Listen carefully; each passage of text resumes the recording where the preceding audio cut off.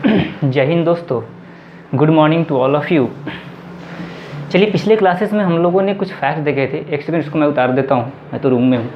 चलिए ज़रा गौर कीजिएगा, पिछले क्लासेस में हम लोगों ने क्या देखा था। तो पिछले क्लासेस में हमने कुछ स्पोर्ट्स से रिलेटेड कुछ फैक्ट्स हमने देखे थे, और इसके साथ साथ यदि हम लोग बात करते हैं तो हम लोगों ने कुछ उसके बाद के क्लासेस में मेरे दोस्त हम लोगों ने फिर हमारे इतिहास की एक झलक हमने आपके बीच प्रस्तुत करने की कोशिश की थी। ज़रा चलिए जल्दी से उसको रिकैप हम लोग जल्दी से लगा लेते हैं कि क्या वो चीज़ें आपके माइंड पर बनी हुई हैं या नहीं बनी हुई हैं। तो दोस्त ज़रा गौर कीजिएगा, हम लोगों ने स्पोर्ट्स से रिलेटेड जो फैक्ट्स पढ़े थे, ज़रा उसको थोड़ा सा ध्यान देते हैं। तो दोस्त सबसे पहले हम लोग बात कर रहे थे, ये क्या था हमारा, ये हमारा था भाई मेरे बास्केटबॉल। इसके बाद हम लोग बात करेंगे ये कौन सा खेल था हमारा, वॉलीबॉल था। इसके बाद हम लोग बात करते हैं तो मेरे दोस्त हमने कहा था ये कौन सा खेल था हमारा, जिम्नास्टिक। खिलाड़ी की संख्या कितनी थी इसमें, तो मेरे दोस्त 8 थी, आप देख पा रहे हो डंबल। इसके बाद हम लोग बात कर रहे हैं, आपको बताना है मेरे दोस्त इसके बाद हमने एक और खेल आपको बताया था। जैसे हमने कहा था कि हमारे इतिहास में हसीन मासूका साथ की हमने बात की थी। तो दोस्त हमारे स्पोर्ट्स में हमने कहा था कौन साथ, तो कनेवा साथ, है ना, जिसमें हम लोग बात किए थे कबड्डी में कितने खिलाड़ी, नेटबॉल में कितने खिलाड़ी, वाटर पोलो में कितने खिलाड़ी, है ना, पोलो में कितने खिलाड़ी। इसके बाद हमने कहा था खो खो खा कितने खिलाड़ी, है ना। हमने बेसबॉल बसबॉल की बात की थी, कितने खिलाड़ी, है ना। इसके बाद हम लोग बात करें निम्नलिखित में वह कौन सा खेल है जिसमें सर्वाधिक खिलाड़ियों की संख्या होती, तो रग्बी फुटबॉल की हमने बात की थी, इसमें 15 खिलाड़ियों की हमने बात की। इसके बाद हम लोग बात करेंगे मेरे दोस्त और भी यहाँ पे कुछ खेलों की हमने बात की थी, समझ पा रहे, जैसे हमारे इर्द गिर्द के जो खेल हैं, जैसे हम हॉकी की बात हम कर रहे थे, हम लोगों ने क्रिकेट की बात की थी, हमने कहीं ना कहीं फुटबॉल की बात की थी। तो मेरे दोस्त इन सभी खेलों में खिलाड़ियों की संख्या 11 थी। और इसके बाद हम लोग बात करते हैं, आपसे फिर क्वेश्चन पूछता है कि आइस हॉकी में खिलाड़ियों की संख्या निम्नलिखित में कितनी होती है। तो मेरे दोस्त आपको मैंने हॉकी के स्टिक्स को मैंने थोड़ा सा मूव करके हमने दिखाया था कि वहाँ पर हॉकी आपको कैसा दिखता है। उसके बाद फिर हमने कहा था कि वहाँ पे आइस हॉकी में खिलाड़ियों की संख्या वहाँ पर कितनी है, तो 6 है। और हॉकी अगर पूछता है तो उसमें खिलाड़ियों की संख्या कितनी है, तो वहां पर 11 की हमने बात की थी। ये सारी चीजें हमने पिछले क्लास में देखी थी। चलिए वहां पे इतिहास के एक झलक के बारे में जो हमने बात किया था, थोड़ा सा उसके बारे में रिकैप हम लोग लगा लेते हैं। तो हमने यहां पर कहा था कौन साथ, तो भाई मेरे यहां पर हमने कहा था हसीन माशूका साथ, है ना।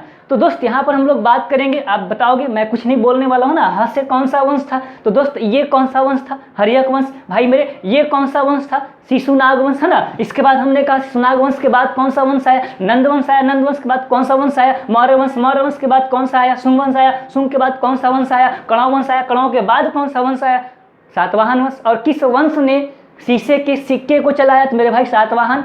किस वंश को दक्षिणा पथ का स्वामी कहा जाता था, सातवाहन को। और वह निम्नलिखित में कौन सा वंश है जिसने ब्राह्मणों को भूमि अनुदान में देने की प्रथा चलाई, तो मेरे दोस्त यहाँ पर हम लोग बात करेंगे सातवाहन वंश के बारे में। और इन सभी वंशों में सबसे ज्यादा अत्यधिक समय तक भाई मेरे किस वंश का शासन काल रहा, तो मेरे दोस्त हम लोग मौर्य वंश की बात करेंगे, जिसमें हमने 137 वर्षों की बात की। और ये मौर्य वंश भाई मेरे किसकी गलती की देन है, तो मेरे भाई नंद वंश का अंतिम शासक जिसको हमने कहा था घनानंद। और इस घनानंद के बारे में हम लोग बात करते हैं, और हमने कहा था कि घनानंद काफी क्रूर शासक था।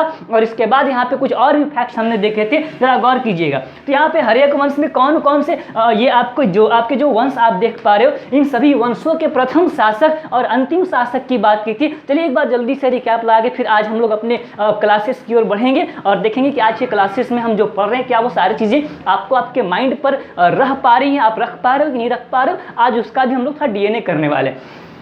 तो दोस्त यहाँ पर हम लोग बात करेंगे अब इन वंशों में कौन कौन से शासक थे, जरा उसको देखेंगे। मतलब ये एक लाइन आपको जो लिखा हुआ दिख रहा है मेरे भाई, इस एक लाइन से आप कई क्वेश्चंस निकालते हुए आपको नजर यहाँ पे आप आएंगे। और यहाँ पे हम लोगों ने बात की थी कि ये जो आपके वंश है कभी कभी आपके क्रम के अकॉर्डिंग प्रश्नों को पूछता है कि निम्नलिखित में वंशों का सही क्रम कौन सा है। तो दोस्त यहाँ पर वो सारी चीजें आप यहाँ पे देख सकते हो। मतलब लाइन एक है और इस लाइन एक लाइन से मेरे भाई कई क्वेश्चन आप निकालते हुए नजर आ सकते हैं।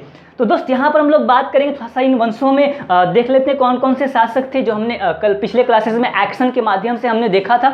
तो दोस्त यहाँ पर हम लोग बात करेंगे हमारे, जरा बताओ ये कौन सा वंश है, हर्यक वंश। और हर्यक वंश में भाई मेरे क्यों अड़क गए आप? तो हमने कहा था कि नाग देख लिया, ये कौन सा शासक है? बिंबिसार। इसके बाद हमने कहा था ये कौन सा शासक है? तो भाई मेरे नाग दशक। तो आपको बताना हर्यक वंश का प्रथम शासक कौन था, अंतिम शासक कौन था। इसके बाद हमने कहा था कि हमारे इस अंतिम शासक नाग दशक की हत्या या फिर अपदस्थ करने के बाद हमने देखा था कि शिशुनाग वहाँ पे एक नए वंश की स्थापना करता था। तो शिशुनाग वंश का प्रथम शासक कौन था या संस्थापक कौन था? तो मेरे भाई वहाँ पे खुद शिशुनाग थे। और इसके बाद हमने कहा था कि शिशुनाग के अंतिम शासक कौन थे मेरे भाई? तो वहाँ पर अंतिम शासक की भी हमने कहीं ना कहीं बात की थी। और इसके बाद यहाँ पर हम लोग बात करते हैं कि हमारे शिशुनाग वंश के बाद कौन सा वंश आया? नंद वंश आया। और नंद वंश में प्रथम शासक कौन था? तो मेरे भाई महापद्म नंद। और ये वही महापद्म नंद था जो भाई जिसने कलिंग के राजा खारवेल को पराजित किया था, परंतु उसके वहां पे राज्य को उसने क्या किया, अपने अंदर मिला नहीं पाया। वो सब हमारे इतिहास के टॉपिक में बहुत अच्छे से हम लोग देखने वाले। तो दोस्त नंद वंश का प्रथम शासक कौन था मेरे भाई?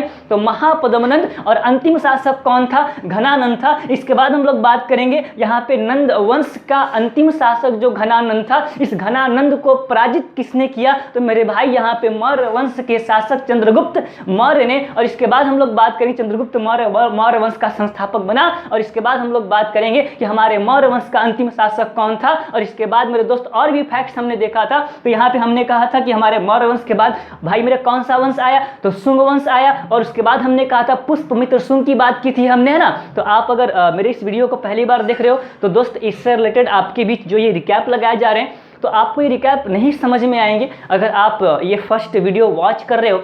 तो दोस्त इससे रिलेटेड आपके पिछले वीडियोज़ हैं जो आपके मिसलिनियस के अंतर्गत पार्ट 1, पार्ट 2, पार्ट 3 ऐसे करके आपके बीच वहाँ पर दिए गए हैं। तो आप उनको एक बार देख लो, उसके बाद ही आप रिकैप में सारी चीज़ें समझ पाओगे। अदरवाइज नहीं समझ में आएगा कि ये हम क्या कर रहे हैं, ये हम क्या कर रहे हैं, ये क्या कर रहे हैं, है ना। तो ये सिर्फ आपको एक बेकार सी मतलब एक बेकार सा एक्शन लगेगा। और ये बेकार सा एक्शन आपको तब तक लगेगा जब आप पिछले क्लासेस के वीडियोज़ को आपने देखा नहीं होगा। तो इस वीडियो को देखने के लिए पिछले क्लास के वीडियोज़ का देखना आपके लिए बहुत अति आवश्यक है। तो दोस्त चलिए यहाँ पर हम लोग बात करेंगे।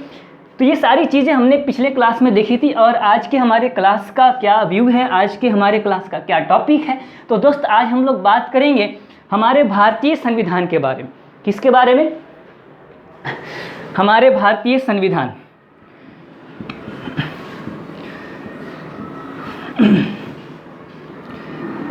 भारतीय संविधान की एक झलक हम लोग यहाँ पर देखने वाले हैं।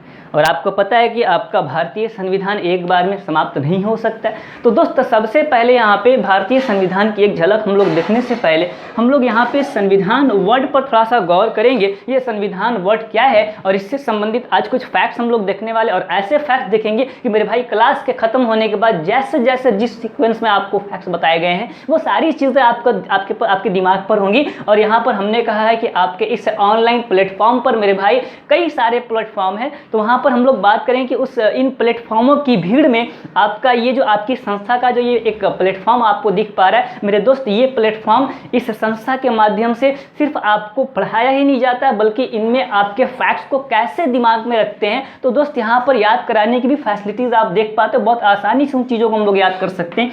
और याद आपने किया, पिछले क्लासेस की वीडियोज़ आप देख सकते हो। तो दोस्त भारतीय संविधान की एक झलक के अंतर्गत हम लोग बात करेंगे। और यहाँ पर हम लोग सबसे पहले इस टॉपिक को स्टार्ट करने से पहले हम लोग ये समझते हैं कि संविधान क्या है।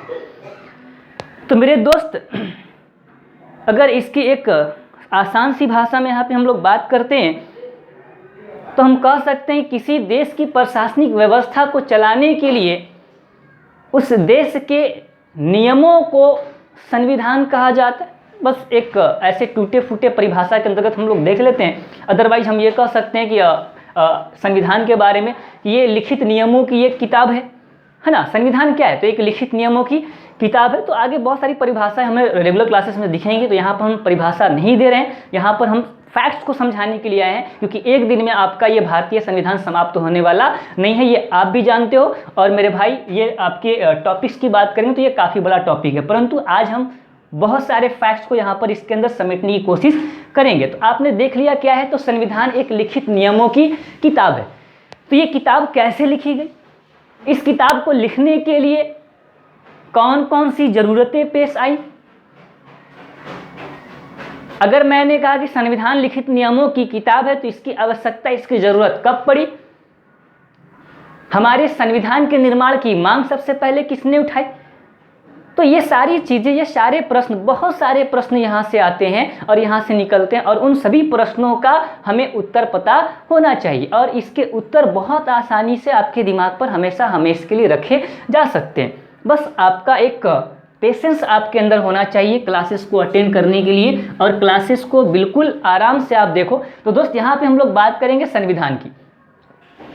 तो मेरे भाई, हमारे संविधान की अगर हम बात करते तो हमारे संविधान में कई सारे एलिमेंट्स हैं, उस पर भी हम लोग सबसे पहले गौर करेंगे। सबसे पहले देखो, मैंने क्या कहा कि संविधान एक बहुत बड़ा टॉपिक है। अब इस संविधान के इतिहास में जाएंगे तो बहुत सारी चीज़ें हमें दिखेंगी। जैसे संविधान के निर्माण के लिए सबसे पहले संविधान सभा की मांग की गई। अब यहाँ पे जब संविधान सभा की बात आती है तो संविधान सभा के गठन का मुख्य कारण क्या था? तो 1946 का कैबिनेट मिशन।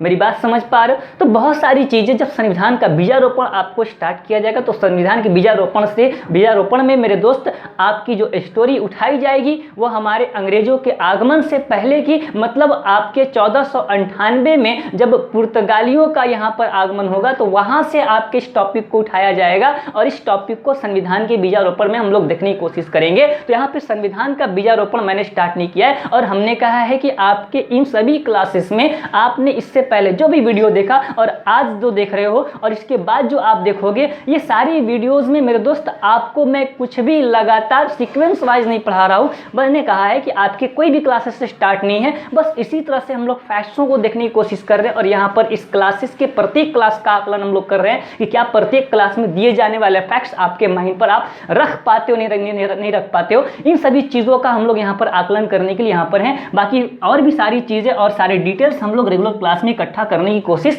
जरूर करेंगे। अब इस संविधान की इतिहास की यदि बात करते हैं तो बहुत सारे यहाँ पर प्रश्न पूछने को मिलते हैं, देखने को आपको मिलते हैं वनडे कॉम्पिटिटिव एग्जामिनेशन में। जैसे पूछता है कि अनुच्छेदों के अकॉर्डिंग सबसे बड़ा या सबसे ज्यादा अनुच्छेद रखने वाला संविधान किस देश का है? आपसे पूछता है कि अनुच्छेदों के अकॉर्डिंग सबसे कम अनुच्छेद रखने वाला संविधान किस देश का है? मेरी बात समझ पा रहे हो? आपसे पूछता है कि सबसे सर्वप्रथम लिखित संविधान किसका है ना, अलिखित संविधान किसका है? तो ये सारी चीज़ें आपको देखने को मिलेंगी। या संविधान का जनक किसको कहते हैं? तो ये सारी चीज़ें मेरे दोस्त यहाँ पर आपको देखने को मिलेगी। ये सारे सवालों के जवाब आपको मिलेंगे रेगुलर क्लासेस में, इन सभी को हम लोग देखेंगे। फिलहाल आपका जो प्रेजेंस ऑफ माइंड है वो हमारे आज के टॉपिक पर होना चाहिए कि यहाँ पर क्या चीज़ें दिख रही हैं। आप अपने माइंड को बिल्कुल शांत करके आप वीडियो को वॉच करो और यहाँ पर कोशिश आपको ये करनी है कि जो भी आपको यहाँ पर बताया गया, आज जो बताया गया, छोड़ दो प्रश्न क्या क्या है, आपको ये देखना है कि आपको जो आज चीज़ें बताई गई, जो आज आपको फैक्ट्स बताए गए हैं, जो आपके कॉम्पिटिटिव एग्जामिनेशन से रिलेटेड जो आपको प्रश्न बताए गए, उनके जो उत्तर बताए गए, वो सारे प्रश्न और उत्तर आपके दिमाग पर हैं या नहीं है। इन सभी चीज़ों का हम लोग आज मिलकर के आकलन करेंगे। पिछले क्लासेस में हमने किया भी है। तो दोस्त, हमारे भारतीय संविधान के कुछ एलिमेंट्स है। अब यहाँ पर हम लोग बात करेंगे। सबसे पहले हमने अनुच्छेद लिखा, अनुच्छेद के बाद यहाँ पर हम लोग बात करेंगे भाग। अभी कोई सीक्वेंस मैं नहीं लिख रहा हूँ, बस यहाँ पर उसके एलिमेंट्स में यहाँ पे शो करने की कोशिश कर रहा हूँ। भाग के बाद यहाँ पर हम लोग बात करेंगे अनुसूची, सूची, भाषा, इतना ही रखते हैं अभी। बाकी और भी मौलिक अधिकार वगैरह ये सब बहुत सारी चीज़ें आपको देखने को मिलेंगी, फिलहाल इतना ही रखते हैं। तो दोस्त, यहाँ पर हम लोग बात करेंगे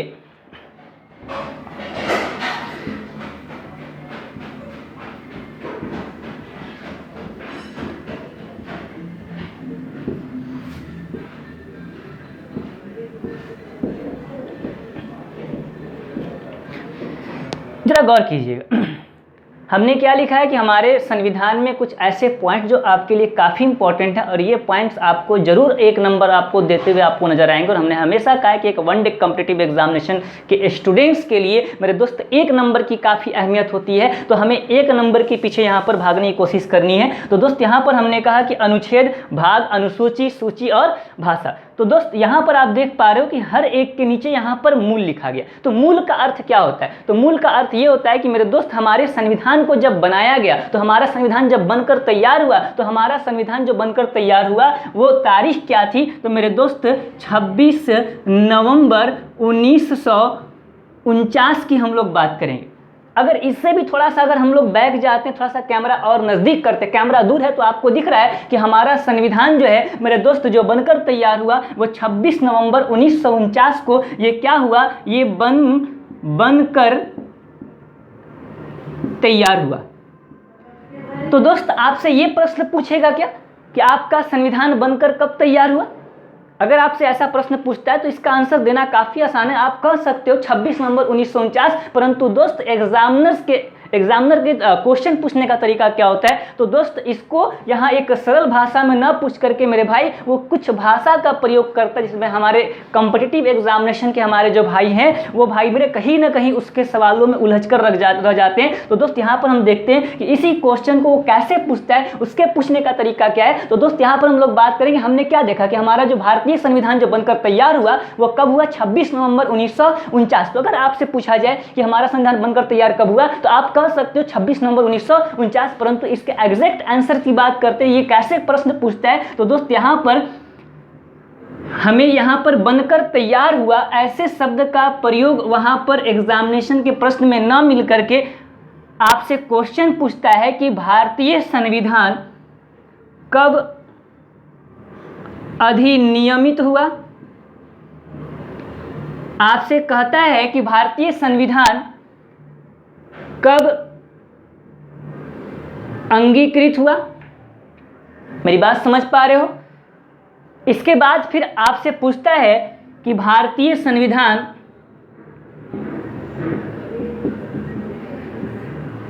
कब आत्म अर्पित किया गया।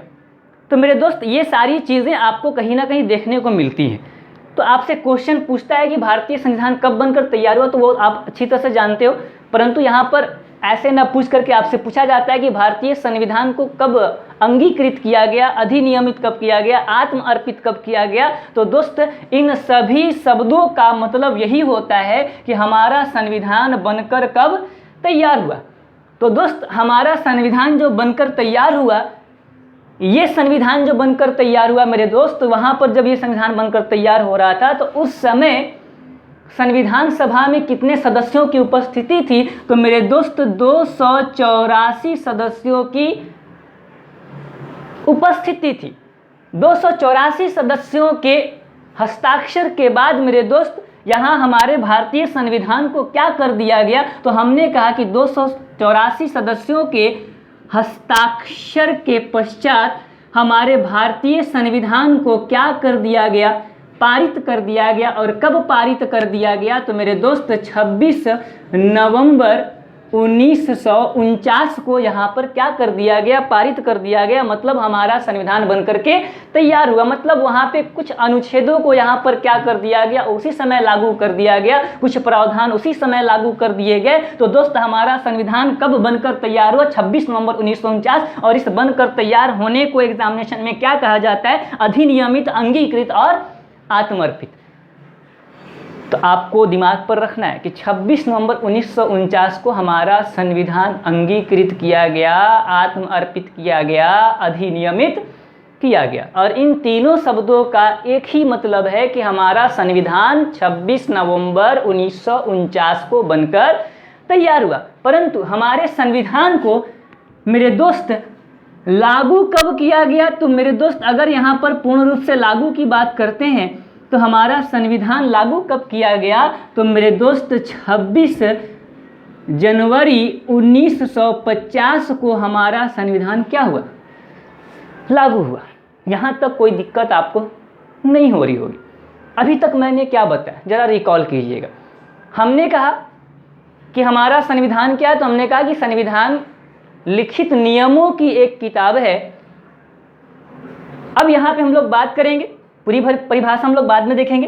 अभी बस इतना ही रखना है, संविधान क्या है, तो लिखित नियमों की एक किताब है। और इस संविधान का प्रयोग किस लिए किया जाता है, क्योंकि प्रत्येक देश का अपना एक संविधान होता है। और ये संविधान का क्या यूज है, क्यों इसको बनाया गया, इसलिए बनाया गया ताकि उस देश की प्रशासनिक व्यवस्था को क्या किया जाए, बेहतर तरीके से चलाया जा सके, ताकि किसी प्रकार की अराजकता उत्पन्न न हो।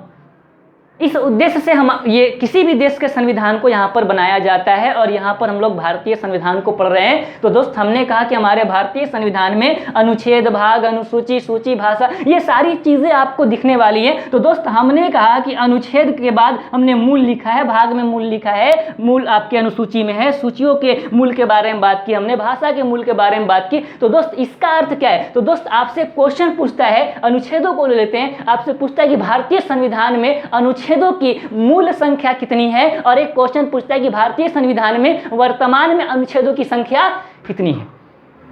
तो मूल का क्या अर्थ होता है? तो मूल का यही अर्थ होता है कि जब संविधान बनकर तैयार हुआ था मेरे दोस्त, हमारा संविधान बनकर 1949 में 26 नवंबर को तैयार हुआ। तो उस समय जब हमारा संविधान बनकर तैयार हुआ तो उस समय हमारे संविधान में अनुच्छेद, भाग, अनुसूची, सूची, भाषा, ये जो थे मेरे भाई, इनकी संख्या जितनी भी थी उस समय हमारे संविधान की उस परिस्थिति को क्या कहा गया? मूल कहा गया।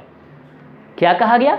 मूल। तो दोस्त यहाँ पर हम लोग बात करेंगे कि उस समय जब हमारा भारतीय संविधान बनकर तैयार हुआ तो मेरे दोस्त उसमें कितने अनुच्छेद थे? तो मूल संविधान में मेरे भाइयों अनुच्छेदों की संख्या 395 थी और विश्व में अनुच्छेदों के अकॉर्डिंग सबसे बड़ा संविधान रखने वाला कौन सा देश है? तो मेरे भाई भारत है। भारत का संविधान एक ऐसा संविधान है जो पूरे विश्व में मेरे भाई अनुच्छेदों के अकॉर्डिंग सबसे बड़ा संविधान है। और इसके बाद हम लोग बात करेंगे कि हमारा भारतीय संविधान लिखित संविधान है या अलिखित संविधान है। तो दोस्त हमने क्या बताया? हमने बताया कि हमारे भारतीय संविधान के निर्माण से पहले संविधान सभा का गठन किया गया था। मतलब हमने कहा कि हमारा संविधान बना, उसको बनाने से पहले संविधान सभा का गठन किया गया। तो आपको बता देना चाहते हैं कि जिस देश के संविधान के निर्माण के लिए संविधान सभा का गठन किया गया है वैसे संविधान को मेरे भाई हम लोग क्या कहेंगे? तो वैसे संविधान को लिखित संविधान कहेंगे। और जिस देश के संविधान के निर्माण के लिए किसी प्रकार के संविधान सभा का गठन नहीं किया गया तो भाई मेरे वैसे देश के संविधान को अलिखित संविधान कहेंगे। तो आपको एक बात समझ में आ गई, अलिखित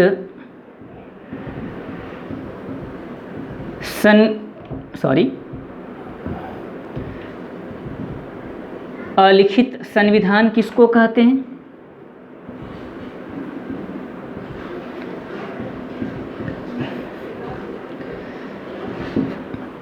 लिखित संविधान किसको कहते हैं? तो हमने कहा कि वैसा संविधान जिसके निर्माण के लिए संविधान सभा का गठन किया गया हो।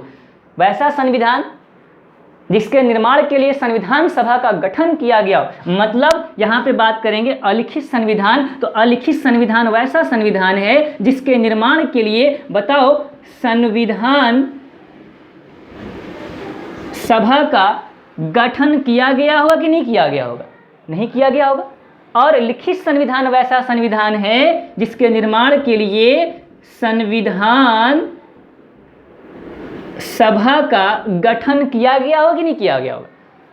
तो जिस संविधान के निर्माण के लिए संविधान सभा का गठन किया गया वैसे संविधान को लिखित संविधान कहते हैं। और जिस संविधान के निर्माण के लिए संविधान सभा का गठन नहीं किया गया तो उस संविधान को हम लोग अलिखित संविधान कहते हैं। हमारे रेगुलर क्लासेस में हम लोग बात करेंगे कि हमारे अलिखित संविधान का उदाहरण कौन है या अलिखित संविधान सबसे पहला कौन सा देश रखता है। हम लोग बात करेंगे कि हमारे भारतीय संविधान के लिखित संविधान होने की प्रेरणा किस देश से ली गई है। तो वहाँ पर अमेरिका वगैरह की बात वहाँ पर रेगुलर क्लासेस में आएंगी।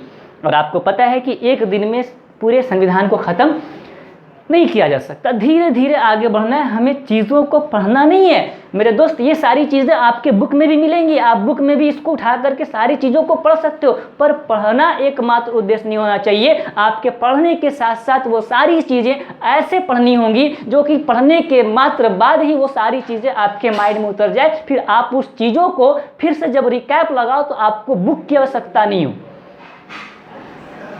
अगर इस तरह की फैसिलिटीज़ आपको किसी प्लेटफॉर्म पर प्रोवाइड की जा रही तो दोस्त वो एक बेहतर प्लेटफॉर्म है ना। वो चाहे किसी प्रकार का किसी भी तरह का प्लेटफॉर्म या किसी का प्लेटफॉर्म हो ऑनलाइन, अगर इस तरह की चीज़ें प्रोवाइड की जा रही है आप तुरंत उस चीज़ों को अपने माइंड से रिकैप लगा पाते हो तो दोस्त वो बेहतर है। और यहाँ पर आपको रिकैप भी लगाया जाएगा। थोड़ा सा बस ध्यान दीजिए, अभी हम लोग फैक्ट्स की ओर बढ़ रहे हैं। तो हमने यहाँ तो आपको समझ में आ गया कि मूल क्या है। तो हमने कहा कि हमारा जो भारतीय संविधान बनकर तैयार हुआ उस समय हमारे संविधान में अनुच्छेद, भाग, अनुसूची, सूची, भाषा, इनकी संख्या जितनी थी जब वो बनकर तैयार हुआ था तो उस परिस्थिति को हम लोग क्या कहते हैं, मूल कहते हैं। तो उस समय जब हमारा संविधान बनकर तैयार हुआ, कब, 26 नवंबर 1949 को, उस समय हमारे भारतीय संविधान में अनुच्छेदों की संख्या 395। पूरे विश्व में अनुच्छेदों के अकॉर्डिंग सबसे बड़ा संविधान किसका है या किस देश का है, तो मेरे दोस्त भारत का, क्योंकि भारत में सबसे ज़्यादा अनुच्छेद कितने हैं, भारतीय संविधान में कितने हैं, 395। तो सबसे ज़्यादा अनुच्छेदों के अकॉर्डिंग मेरे भाई सबसे ज़्यादा अनुच्छेद रखने वाला किस देश का संविधान है, सबसे बड़ा संविधान किसका है, तो भारत का है। और आपके दिमाग में अब ये आ रहा होगा कि सबसे ज़्यादा अनुच्छेद रखने वाला भारत है, तो वह कौन सा देश है जिसका संविधान अनुच्छेदों के अकॉर्डिंग सबसे छोटा है। तो मेरे दोस्त वहाँ पर हम लोग फिर अमेरिका की बात करने वाले। अमेरिका का संविधान अनुच्छेदों के अकॉर्डिंग विश्व में सबसे छोटा संविधान है, जिसमें अनुच्छेदों की संख्या मात्र 7 थी। कितनी है, 7। तो यहाँ पर हम लोग बात करेंगे भारतीय संविधान में 395 और अमेरिका के संविधान में अनुच्छेदों की संख्या 7 है, जिसके कारण विश्व का सबसे छोटा संविधान रखने वाला देश कौन है, अमेरिका। और विश्व का सबसे बड़ा संविधान अनुच्छेदों के अकॉर्डिंग रखने वाला देश कौन सा है, तो भारत है। यहाँ तक हमारे किसी दोस्तों को, किसी भाइयों को कोई परेशानी, कोई दिक्कत नहीं होगी। अब इसके बाद हम लोग बात करेंगे रेगुलर क्लासेस में कि वर्तमान में हमारे संविधान के अनुच्छेदों की संख्या अब कितनी है। अगर उसमें बढ़ोतरी हुई है, जैसे 448 की हम लोग बात करें, उसके बाद 450, उसके बाद और भी इंक्रीजमेंट यहाँ पर देखने को मिल रहा है। तो दोस्त इन सभी अनुच्छेदों को जो बाद में जोड़ा गया, ऐसे उसमें क्या क्या प्रावधान जोड़े गए और यहाँ पे क्या क्या इंक्रीजमेंट की गई, ये आपके रेगुलर बेसिस क्लासेस है, उसको हम लोग रेगुलर क्लास में देखने की कोशिश करेंगे। अब इसके बाद हम लोग बात करेंगे मेरे दोस्त हमारे भाग की। तो हमारे भारतीय संविधान में, मूल संविधान में, हमारे भारत के मूल संविधान में भागों की कुल संख्या 22 थी। अब भाग किसको कहते हैं, भाग से क्या तात्पर्य है, आइए रेगुलर क्लास में। अरे दोस्त, ये सारी चीज़ें मैं जब आपको आज ही बता दूंगा तो फिर बाद में क्या पढ़ोगे आप, बाद में तो उतना इंटरेस्ट नहीं आ पाएगा। जैसे एज एग्जाम्पल आपने बाहुबली मूवी देखा होगा, जरा एक बात बताओ, बाहुबली मूवी 1 थी, बाहुबली मूवी 2 आई। तो दोस्त बाहुबली 1 में अगर बता देता कि बाहुबली को कटप्पा ने क्यों मारा, तो मेरे दोस्त आप बाहुबली 2 देखने जाते क्या। तो दोस्त यहाँ पर हम लोग क्या कर रहे हैं, कटप्पा के द्वारा बाहुबली को मारा जा रहा है। अब बाहुबली को क्यों मारा गया, रेगुलर क्लास में आइए, आपको समझ में आएगा बहुत अच्छे से। अगर ये क्लासेस आपको समझ में आ पा रही है तो आपकी रेगुलर क्लासेस आपको और भी बेहतर तरीके से आपको समझ में आएंगी, क्योंकि उसको और बेहतर तरीके से डिज़ाइन किया गया है। आपको कहीं पर कोई प्रॉब्लम नहीं आने वाली है, बस आपका प्रेजेंस और कंटिन्यूटी बहुत मायने रखती है।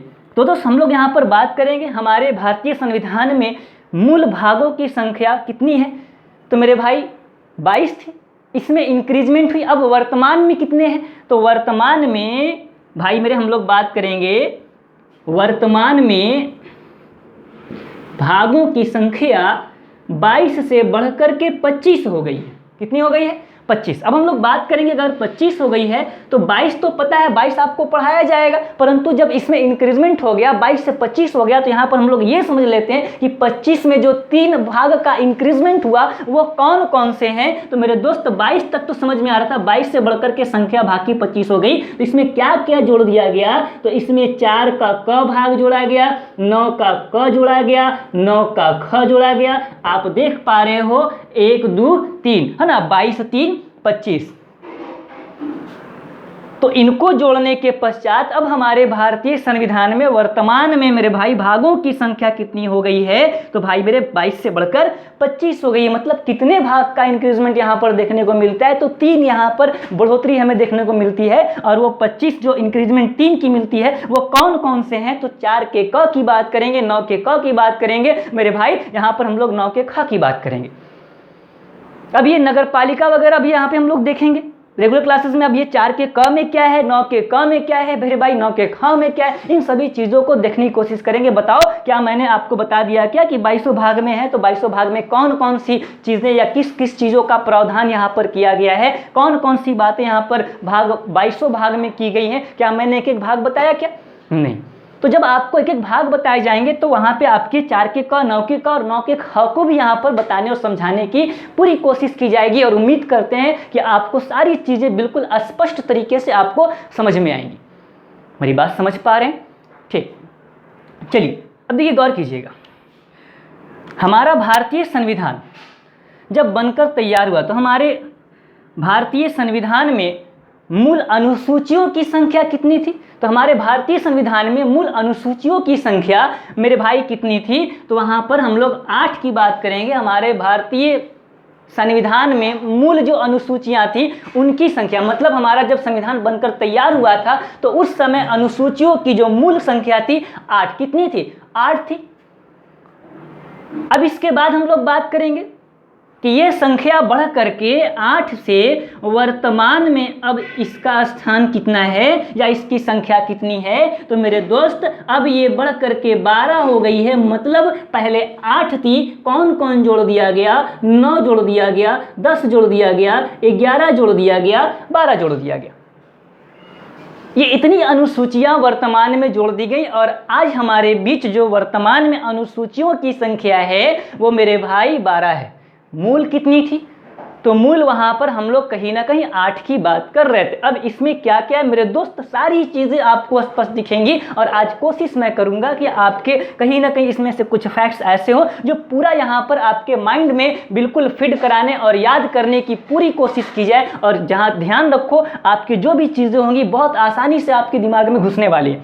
अब यहाँ पर सूचियों की बात करते तो मेरे दोस्त हमारे सूचियों की संख्या जो पहले थी वो अब भी है, यानी मूल वर्तमान, चलो यहाँ पर दोनों मैंने लिख दिया। तो मेरे दोस्त हमारे भारतीय संविधान में सूचियों की संख्या कितनी है? तो मेरे दोस्त सूचियों की संख्या 3 है। कितनी है? 3 है। अब ये सूची और अनुसूची में हमारे एक भाई को बहुत दिक्कत होती है। जैसे एक 1 डे कॉम्पिटिटिव एग्जामिनेशन के कैंडिडेट को बहुत सारे ऐसे वेरिएशन क्वेश्चन हैं जिसमें उनको हमेशा दिक्कत होती है, परेशानी होती है। उनका आंसर पता होता है पर वो कन्फ्यूज इस बात से होते हैं कि इसका आंसर ये है या ये है।